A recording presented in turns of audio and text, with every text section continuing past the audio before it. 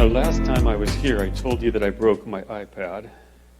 And so I got it fixed this week, and then I went to use it, and it stays on for about 5 seconds. And then it doesn't. So here I am trying to get my laptop to work again. And we'll see if we can't make this work. There we go, I think. Okay. So I didn't even realize when I was starting this, working on this sermon, that today was going to be St. Patrick's Day. So happy St. Patrick's Day to everybody. But as I was thinking about it, and I was thinking about St. Patrick, I realized that he kind of went down a road unknown. I don't know if it's actual history or if it's just legend, but what I understand is when he was about 16 years old, St. Patrick was kidnapped. He was taken by pirates from England to Ireland as a slave. And so St. Patrick was in Ireland as a slave for about 6 years when he managed to escape, and he worked his way and found himself back in England. Sometime during this process, he became a Christian. He fell more and more in love with Jesus. He started studying the scriptures and whatnot, and he ended up eventually going back to Ireland as a missionary, back to the land where he had been held as a slave to preach the good news of Jesus. And so his whole life seems to have been this unknown road of where is he going and what's happening. And now, now we live in this age of electronics, right? And some of us like them and some of us don't. But they're around us. I was in Florida, in Tampa Bay last month, and never been to Tampa Bay before, but yet I had no problems getting around because I could just take my phone, put in my destination, and it would tell me where to go. Right? It didn't matter if I was trying to get to our hotel, if I was trying to get to a restaurant, if I was trying to find the charging station for the Tesla that I rented. Because, interestingly enough, a Tesla was the cheapest car I could rent in Florida. Does that mean there's no demand for them or what? I don't know. It does take longer to charge it when you're sitting there waiting than it does to fill up with gas.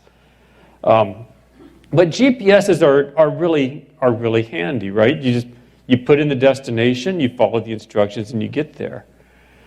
But sometimes it's not about getting to the destination. Sometimes it's more about the journey, right? It's what you're going to go and encounter on the way. And I like to make everything a journey. When I was a kid, if you would tell me to go and get something, my trail probably looked like the Family Circus cartoons, right? Where, it's under the table and over the chair and out the window and around the yard before you ever get anything accomplished. And if you would ask my wife, I probably haven't changed. Easily distracted, easily, just finding something else that I want to do. So if I get on my motorcycle, I'm the same way. I rarely have a destination in mind. I'm just out for the journey. I'm just out for the ride. And I'll stop at roadside parks. I'll stop at bridges. I'll stop at historical markers. I'll stop at cemeteries just to look around, just to discover, just to enjoy the journey. And so, sometimes we have a destination, sometimes we have a journey. And if we have a destination, a GPS is extremely, extremely helpful, right? A map would be too, but as I thought about it, there's a few people that still like the map. I kind of look at it like this. If the Bible is our GPS, the Latin would be a map. There's a few people here that may understand the Hebrew or the Greek or the Latin. Most of us would rather have the Bible in English, right? Most of us would rather have a GPS, even though some of us can still read a map. And sometimes when we're going places, we can just give instructions, right? If you're going someplace that's not too far away, we can give instructions. So if you're coming to my house, some of you may not know exactly where I live, right? So I could do two things. I could give you my address, and I could tell you, and then you could plug it into your phone, and your phone would tell you how to get to my house. Or I could just give you instructions on how to drive. And we're pretty good with that here in Iowa, right? We generally know our north, south, east, and west. And so I can say, go north 2 miles to the gravel road, turn east, go to the farmhouse, turn north, and we can find things that way. We're pretty good at that sort of thing.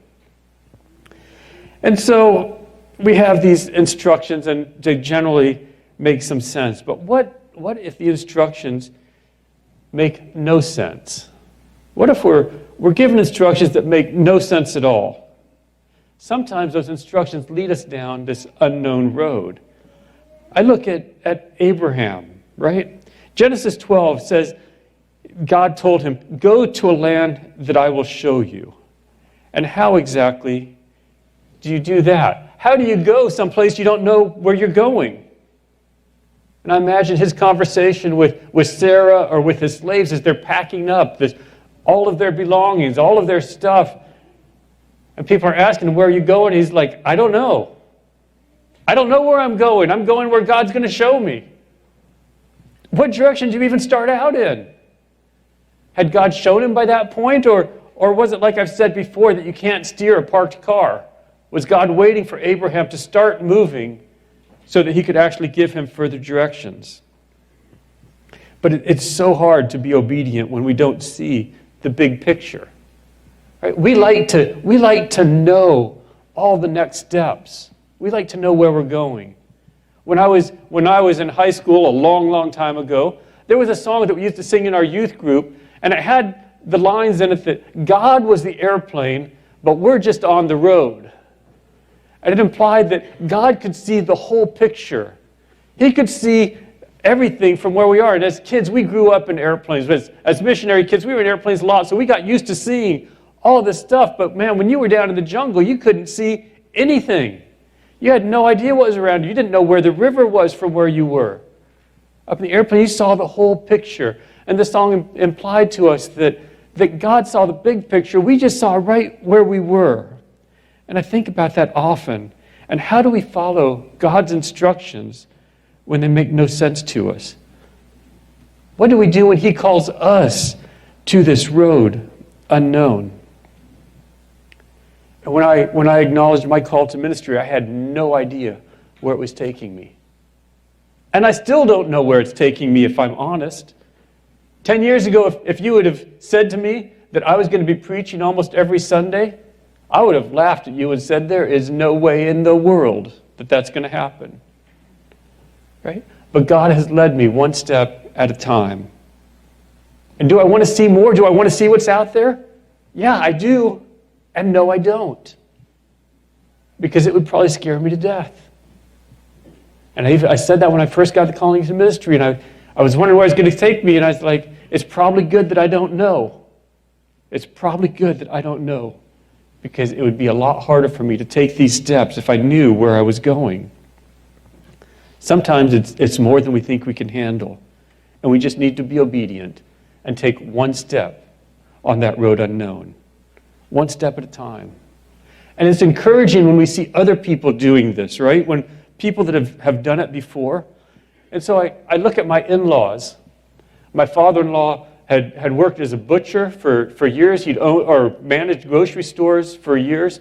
And he felt like God was calling him to own his own store. And so he quit his job, and he took a map, and he drew a circle on the map 30 miles from where he lived. And he prayed that God would show him a store within that circle. And the store in Kelowna was for sale, and he ended up moving there, and the rest of that's history. I look at my own parents and how they have followed on this road unknown.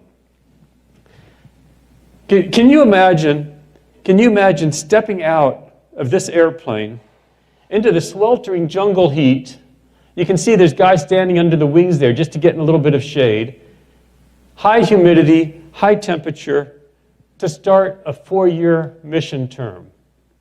And you're doing this with a 3.5-year-old baby And my mom was 7 months pregnant with me. I don't know how my dad convinced her to do that, how to take the step on that unknown road. I could not have done that with my wife. I can guarantee you that, right? God knew better than to call us into that position. Right? And so there they were in this jungle community. Mom was 7 months pregnant, knowing that there was no hospital in the area. When it was time to deliver me, she would deliver me in a little jungle clinic with no air conditioning, with just screens on the windows. Every time a vehicle went down the road, the dust would roll through the windows. But I look at their faithfulness in following down the unknown roads, and it gives me courage to do the same, that we don't need to have all the details. And I look back and I think, would my in-laws have purchased a grocery store if they had known all the challenges that they would encounter? Would my parents have gone to Peru if they would have known all the struggles that they would have to overcome? And so I think that God often has a reason for not showing us the bigger picture, right? Sometimes he has a reason that it may be to just evaluate our faith, to make sure that we're strong, that there's things that we can't comprehend, and he doesn't want us to get hung up on those. And I mentioned Abraham, but can you imagine what would happen if we always knew where we were going, how the results could be different? Think about the wise men who were going to see Jesus when he was born. Right? The wise men didn't have any idea where they were going. They were following the star. What if instead of following the star, God had just revealed to them to go to Bethlehem and you'll find the baby up front? And then if the wise men were coming along and they come to Jerusalem and they're passing through and they get Herod's attention, and Herod says, "Where are you going?" And they said, "We're going to go see the new king in Bethlehem." Herod would have said, "The king's in Bethlehem, then I'm coming too, because I'm going to eliminate this guy up front."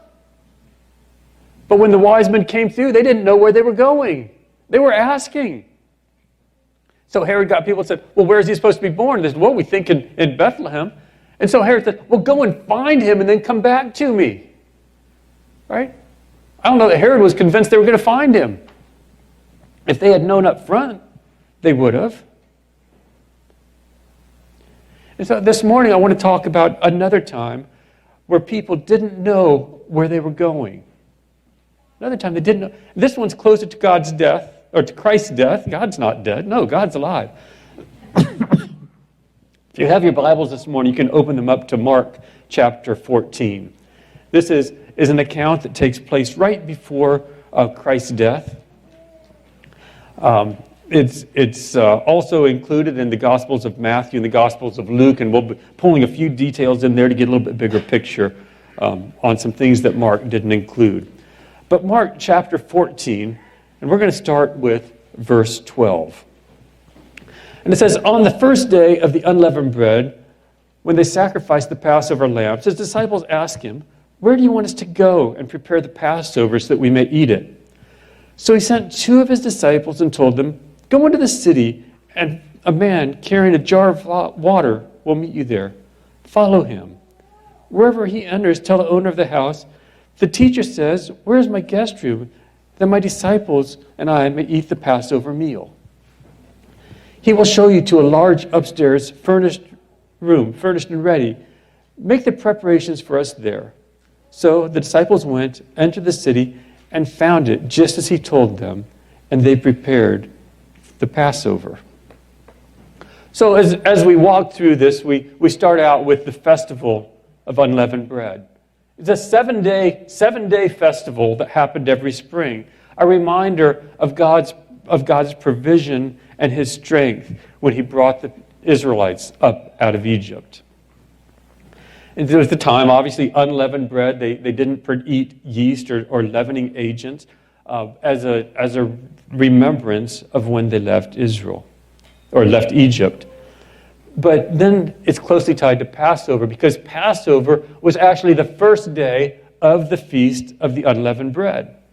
And Passover was this celebration, this remembrance of God's judgment on the Egyptians, right? How God had told his people to sacrifice a lamb, take the blood, put it over the doorposts, and then the angel of death would pass over those houses and not kill the firstborn. But all the houses that didn't have that were not passed over, right? They lost the firstborn of the livestock and of the family members. And so this was a huge holiday, right? This was a major holiday. And a lot of the Israelites would return to Jerusalem to celebrate, right? Lots of people would come to Jerusalem to celebrate. Jerusalem was crowded as the faithful would show up for Passover. In fact, the only childhood account we have of Jesus happened at Passover. In Luke, it says, every year his parents traveled to Jerusalem for the Passover festival. When he was 12 years old, he went up according to the custom of the festival. So Jesus, as a child, as a 12-year-old, went up for Passover from Galilee to Jerusalem. And then we have the account of when he stayed behind, that his parents were looking for him and couldn't find him because the group traveling was so large that they just thought he was with somebody else. So imagine this throng of people from all over Israel, all descending on Jerusalem to celebrate Passover. And the streets would have been crowded. There would have been this hustling and bustling of people all working on their preparations, because the Passover meal, this wasn't like a takeout meal, right? Some of you might already have lunch started today, right? Some of you might have something in the oven.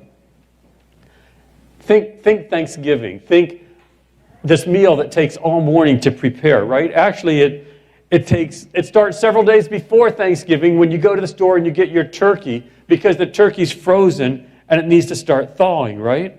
So 3 or 4 days before Thanksgiving, you go and you get your turkey. It was actually the same for the Israelites. If we would go back to Exodus chapter 12, I don't have that one here, but you would see that the Israelites were instructed to select a flawless lamb on the 10th day of the month. They were supposed to prepare for the Passover. On the 10th day of the month, they were supposed to select a flawless lamb. But Passover wasn't until the 14th day of the month. They actually started preparing 4 days beforehand when they would select the lamb. And then on that 14th day, then they would sacrifice the lamb. They would take its blood, put it on their doorways, and then they would roast and eat the meat. It was a little bit like if you did Thanksgiving, but you started with a live turkey. I mean, that's the process you've got to go through here.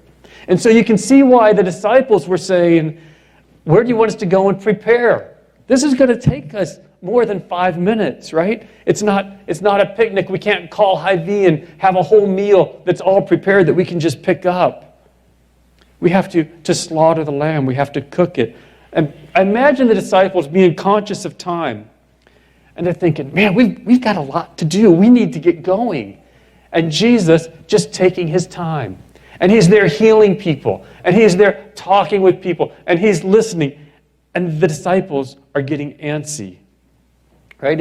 If they had watches, they would have been looking at him going, come on, Jesus. Hurry it up. We got to get going, right? And finally, they're looking, and they don't have watches, but they're looking at the sun. And the sun is starting to get a little bit lower and lower. And they're seeing their shadows. It's getting longer and longer. And finally, they can't contain it anymore. And they're like, we need to get going. We have a lot to do. Jesus, where do you want us to go and prepare this meal? And I think they probably expected a direct answer.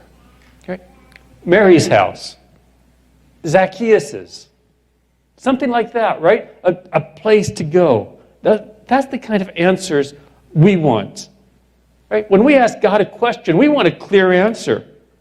If we ask God, should I move and take this job? We want a yes or no, right? We want a clear answer. If we say, God, where do you want me to live? We either expect a certain city or town, or maybe a certain apartment or a certain house. We want to know exactly where. If we ask God, who do you want me to date or who do you want me to marry? We expect a name, right?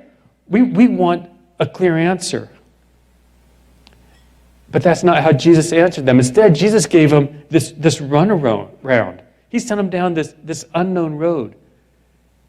instead of telling them where to go, he selects two of them. In Luke's account, we actually find out that it's Peter and John. And Jesus sends them to Jerusalem, and he tells them, you go and find a man carrying this thing of water, and then follow him to this house. And when you get to the house, find the owner of the house, and ask the owner of the house where you're supposed to go. Does that seem a little bit strange? Why not tell him? And I imagine Peter and John, they walk back to Jerusalem going, I do not understand him sometimes, right? Me either. Why didn't he just tell us where to go? I don't know. And there are so many people. How in the world are we ever going to find a guy carrying water and know that it's the right one? Right? Some ways it was like a GPS. They knew where they wanted to end up. They knew that they had this destination, this place for the Passover, but they didn't know exactly where it was or how to get there. You can take a GPS and you can program in the destination. You can program in the place of the Passover in their case and not have any idea where it actually is. You just follow the instructions till you get there. And then the disciples, as they're going, all of a sudden one of them goes, look, there's a man. And sure enough, they see a man carrying this jug of water on his shoulder. Now, normally it would have been the women that carried the water. They would carry it on their heads, some cloth wrapped up there for a little bit of cushioning to help balance. And then they see a man carrying a thing of water. In the midst of all this, see all these people in the streets, they see this man. And they fight the crowd to try to catch up to him. And the disciples, Peter and John, they work their way up and they're not sure. Are we supposed to say something to him or not? And so they just kind of fall in behind him. And as this man works his way through the crowded streets, they just kind of follow in his wake. Right? Just following. We're following him. We got that far. And they go on. They end up following him on this road unknown. And they found everything like Jesus said. They go into the house. They find the owner. The owner tells them where this room is. But why did Jesus give these instructions? Was it to see if they would follow them? Was it because they wouldn't have known the house anyways? Was Jesus testing them? Why didn't Jesus just tell them where to go? We'll come back to that. Because first I want to look at what happened next, just real briefly here. Because this was when Jesus washed the disciples' feet, right? It was at this Last Supper that Jesus washed the disciples' feet, which could be a whole sermon and multiple sermons just in that. And they participated in the Passover meal, right? They had this time when this first communion, if you will, where Jesus said, this is my blood, this is my flesh. Do this in remembrance of me. This is where Jesus said that one of the disciples would betray him.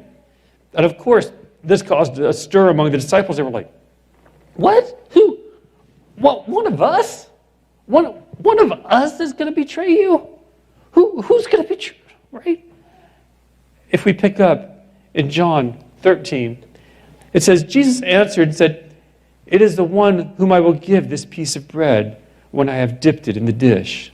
Then, dipping the piece of bread, he gave it to Judas, the son of Simon Iscariot.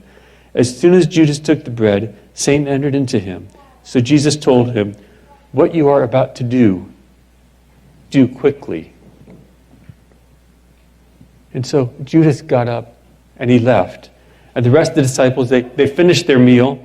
And if we would go to Mark 14:26, it says, and after singing a hymn, they went out to the Mount of Olives. After this Last Supper, they went out to the Mount of Olives. And it was here that Jesus spent his last few minutes, his last time as a free person, right? He went there with the disciples to spend time with them, and then he went off alone to pray. So this all happens afterwards. But back to the question from earlier, why the cryptic instructions? I still say, man, it'd be so much easier if God just told us what to do straight, if we knew where we were going. But to get the answer of why the cryptic instructions, I think we need to go back a few verses This time we're going to go back to Luke as we try to piece everything together. And Luke 22, starting with verse 1, is the same account with just different details. And so it says, "Now the festival of unleavened bread, called the Passover, was approaching. And the chief priests and the teachers of the law were looking for some ways to get rid of Jesus, but they were afraid of the people. Then Satan entered Judas, called Iscariot, one of the 12. And Judas went to the chief priests and the officers of the temple guard and discussed with them how he might betray Jesus. They were delighted and agreed to give him money. He consented and watched for an opportunity to hand Jesus over to them when no crowds were present." And then it continues from there in Luke with what we read of the disciples being sent to prepare the Passover meal. But remember something. Remember, Satan does not have the same power as God. See, Satan is not all-knowing. Satan is not all-knowing. God is all-knowing. Satan is not. And Satan also cannot be everywhere at once. And so Satan was trying to have Jesus killed. Right? That was his goal. And he was working through Judas and through the religious leaders. But the religious leaders, they were afraid of the crowds. They were afraid of the people, which was kind of an obstacle for Satan to overcome. To find the time to kill Jesus in Jerusalem with all of the crowds, right? At Passover time. That wasn't an easy task. It wasn't an easy asking. But think about this. When would have been the most ideal time for Satan to kill Jesus? When would the crowds have been gone? When would everyone have been at home? Everyone inside? During the Passover meal, right? Right? Every Israelite would have been in their home at sunset having the Passover meal. They would have been there with their families eating together. The streets would have been quiet. They would have been deserted. There would have been no crowds. A little bit like after a Christmas Eve service, everybody goes home and the streets are pretty quiet, at least in Kelowna. It wouldn't have been, nothing could have been simpler, right? No crowds to mess with. They could have come and arrested Jesus. And Judas knew that too. And I imagine when the disciples ask, "Where are we supposed to go and prepare this Passover meal?" I imagine Judas perking up. And Judas listening, because all he needed was the address. All he needed was to know where the Passover meal is going to be. Right? If he knew the house, he could easily slip away, inform the religious leaders. And then Jesus gave this answer. He didn't tell him what house to go to. He said, "No, go into town, find a man carrying a jar of water, follow him, and when you get there, ask somebody, and then they're going to tell you where to go." And imagine Judas's heart falling. He's like, I was so close. I was so close to knowing. I was so close to being able to tell them where to find Jesus. And now his plans were crushed. Right? Judas didn't know where they were going until he arrived with Jesus. So since he didn't know where they were going, he had no way of informing anybody else. Right? It's like if I want to tell you to go somewhere and I say, "Hey, go into Wayland, there's going to be a woman in a pickup truck pulling a livestock trailer, and follow that trailer until you get to the farm and then ask the guy that owns the farm something." You don't know where that's going to go. You have no idea. It was the same here. And I believe all of this was because of God's timing. Right? Jesus needed to celebrate the Passover with his disciples. He needed to give these instructions for what we call the Last Supper, to do this in remembrance of me. Can you imagine if Judas, if Satan had their way, and they knew where this was going to happen, and they came and arrested Jesus before he had an opportunity to do this? Right? Before Jesus had an opportunity to wash the disciples' feet. Before he had an opportunity to share the Last Supper with them. Jesus needed a little bit more time to be with his disciples. He needed some more time to pray. And when Judas left, and then he came back with the arresting party, he may have gone back to that house first. That would have been a logical thing to do. That's the last place that Jesus was. But in the meantime, Jesus and his disciples had gone out to the Mount of Olives. And so Judas would have proceeded to look, knew that Jesus spent a lot of time there, and gone out. But because Jesus gave these instructions that couldn't be interpreted by anybody else, Jesus had time with his disciples. Jesus had this important time. He had time with his Father before his death, this needed time. Do you think anyone at the time saw the big picture? I don't think so. I don't know. I didn't for a long time. I didn't see how this fit together.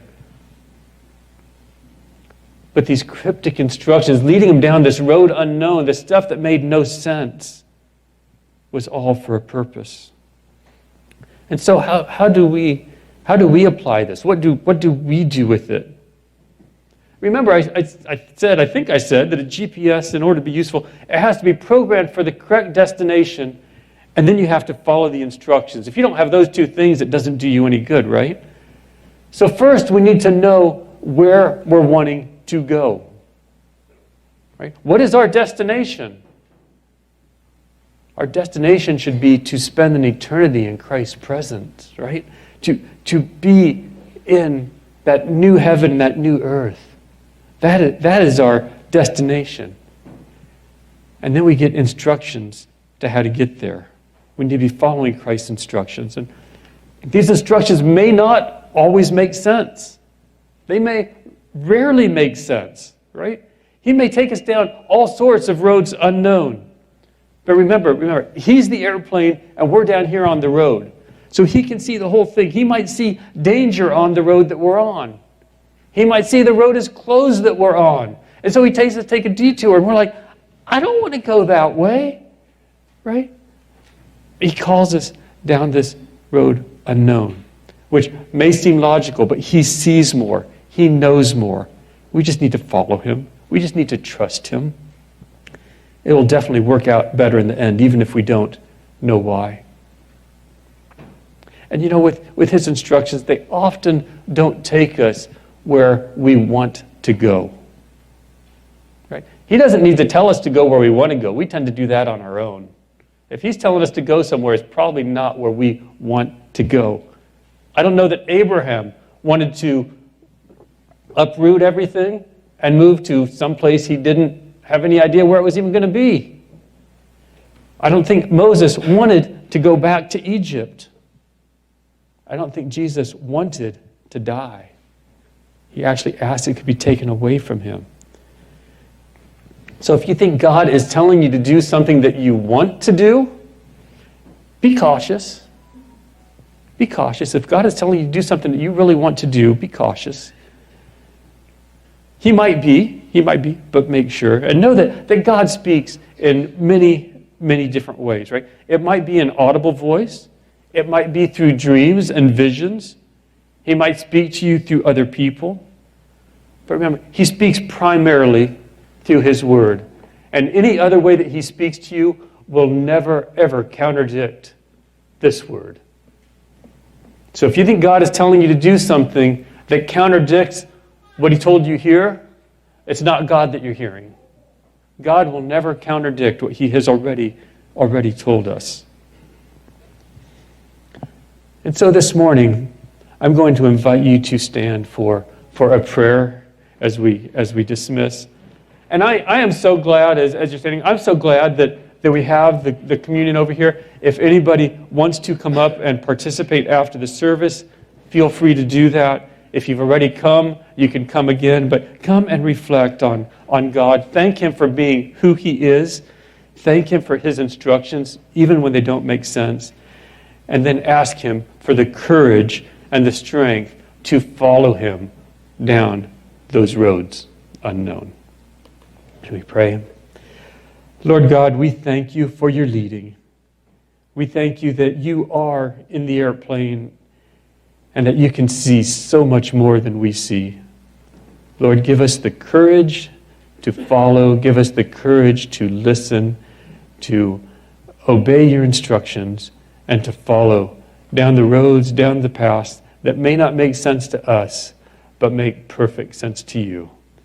Lord, I ask for your grace and your peace on this congregation as we go out to face the unknowns of this week. We ask in the name of Jesus. Amen. Thank you. Go in peace.